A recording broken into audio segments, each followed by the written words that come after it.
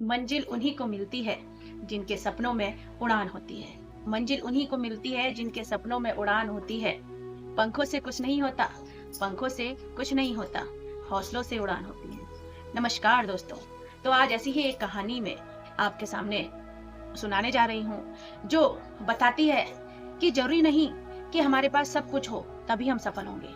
क्योंकि जिनके पास कुछ नहीं होता वो भी सफल होकर दिखा देते हैं। जिनके पास अधूरा शरीर होता है, हाथ भी नहीं होते, वो पैरों से लिखकर एक ऊंची पोस्ट पर पहुंच जाते हैं। जिनके पास आंखें नहीं होती, वह कानों से सुनकर अपना सफलता का परचम लहराते हैं। इसका मतलब कि हमारा मनोबल मजबूत होना चाहिए, हमारी जो इच्छा शक्ति है, हमारा आत्मविश्वास है, वो हमारा मजबूत होना चाहिए, तो हम किसी भी राह में सफल हो सकते हैं। कोई भी परीक्षा में हम सफल हो सकते हैं। इसलिए किसी भी सफलता को पाने के लिए जरूरी नहीं कि हमारे पास सारी चीजें हों, सिर्फ हमारा आत्मविश्वास हमारा पक्का होना चाहिए, वही हमें सफलता की राह तक पहुंचा देता है। तो ऐसी ही एक कहानी आज हम सुनने जा रहे हैं, और ये कहानी है एक राजा की और एक हाथी की। तो एक राजा जिसका एक पराक्रमी हाथी था, और हाथी इस तरह से उसको प्रशिक्षण दिया हुआ था कि बड़े से बड़े युद्ध में भी वह वीरता पूर्वक लड़ता था। और राजा को वो जो हाथी था वो एक हुक्म का इक्का मान लीजिए, इस तरह से वो काम करता था। क्योंकि जब हाथी लड़ता था अपने शत्रु सैनिकों से, तो वे सैनिक उसे देखने मात्र से ही डर जाते थे और पीछे हट जाते थे। इस वजह से राजा तो जो था वो हर बार जीत जाता था। और हाथी भी इस तरह से लड़ता था कि राजा खुश होकर हाथी की बहुत सेवा करता था, हाथी का हर समय ध्यान रखता था। अब धीरे धीरे हाथी बूढ़ा होता चला, और बूढ़ा होता चला तो राजा ने कहा कि अब तो ये हाथी बूढ़ा हो रहा है, इसलिए दूसरे हाथियों को प्रशिक्षित करवाया जाए, दूसरे हाथियों को प्रशिक्षण दिया जाए। तो ऐसा ही किया गया। अब दूसरे हाथियों की बारी आई, उन्हें प्रशिक्षण दिया गया। और जो पुराना हाथी था, जो युद्धों में राजा को जीत हासिल करवाता था, वो अब एक एकांत जगह पर उसे रख दिया गया था। खाना पानी उसे दे दिया जाता था, लेकिन खाना भी उसे उतना ही दिया जाता था जितनी उसकी भूख हो। मतलब जरूरत से ज्यादा भी उसे नहीं दिया जाता था, उसका ध्यान भी ज्यादा नहीं रखा जाता था। तो इस तरह वह और कमजोर होता जा रहा था, क्योंकि हाथी को तो बहुत सारा खाना चाहिए, और उसे जब उसी के हिसाब से ही खाना देंगे तो वह कैसे युद्धों में जा पाएगा, कैसे वह सही रह पाएगा।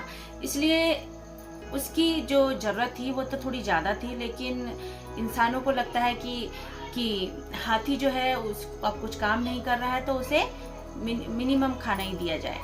तो इस तरह से हाथी को दे दिया जाता था खाना, मतलब उसकी भूख जितनी होती थी थोड़ी बहुत दे दी जाती थी, और बाकी हाथियों पर ज़्यादा ध्यान दिया जाता था। अब जो बूढ़ा हाथी था उस पर ध्यान नहीं दिया जाता था, इस वजह से थोड़ा वो निराश भी हो गया था। अब एक दिन वह पानी पीने गया नदी के पास, तो थोड़ा ही आगे उसका जो पैर था वो दलदल में फंस गया। वहाँ दलदल था तो दलदल में उसका पैर फंस गया। अब वो अपना पैर निकालने की कोशिश कर रहा था, लेकिन नहीं निकाल पा रहा था, और निकालते निकालते उसका पूरा शरीर ही दलदल में घुस गया। अब जब शरीर दलदल में घुस गया तो किसी को भी उम्मीद नहीं थी कि ये बच पाएगा। और ये बात जब राजा को पता चली तो राजा भी बहुत निराश हुआ, क्योंकि राजा को बहुत सारे युद्धों में उसने जीत हासिल करवाई थी।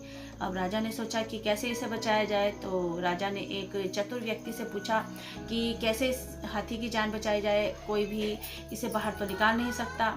तो उस चतुर व्यक्ति ने कहा कि आप इसके लिए युद्ध की तैयारी करवाइए, मतलब ढोल नगाड़े बजाइए और ऐसा उसे दिखाइए कि मतलब युद्ध शुरू हो गया है।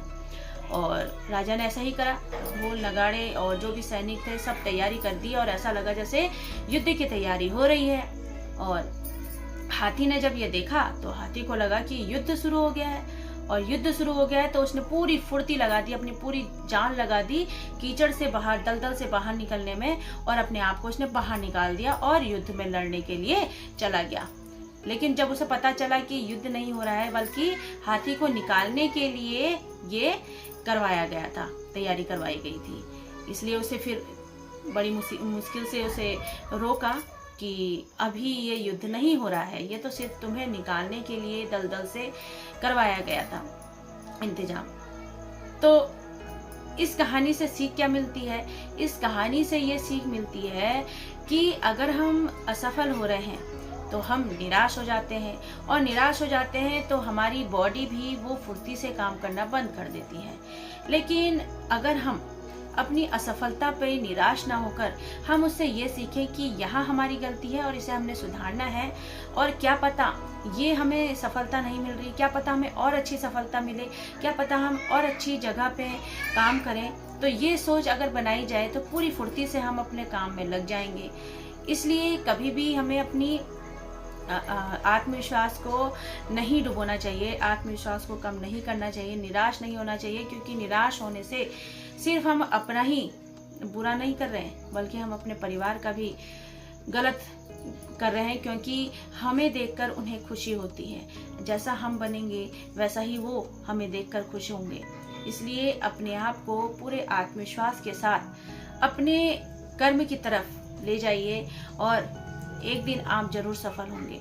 इसीलिए कहते हैं कि पंखों से कुछ नहीं होता, हौसलों से उड़ान होती है। जब आपके हौसले पक्के होंगे तो आप किसी भी समस्या से आगे निकल जाएंगे, समस्या को आप खत्म कर देंगे। इसलिए इस कहानी से सीख लीजिए और अपने पूरे आत्मविश्वास के साथ आगे बढ़ते रहिए, एक दिन आप जरूर सफल होंगे।